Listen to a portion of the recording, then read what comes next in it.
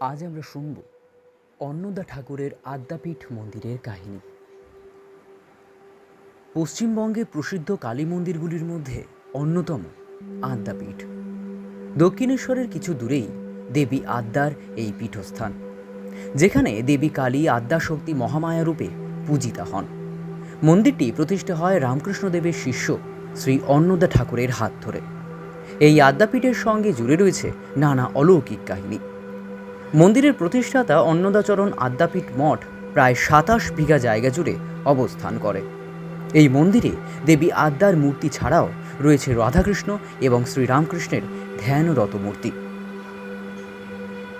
মন্দিরের প্রতিষ্ঠাতা অন্নদা ঠাকুর ছিলেন বাংলাদেশের চট্টগ্রামের বাসিন্দা। তার পৈতৃক নাম অন্নদাচরণ ভট্টাচার্য। তিনি আয়ুর্বেদ চিকিৎসক হতে চেয়েছিলেন।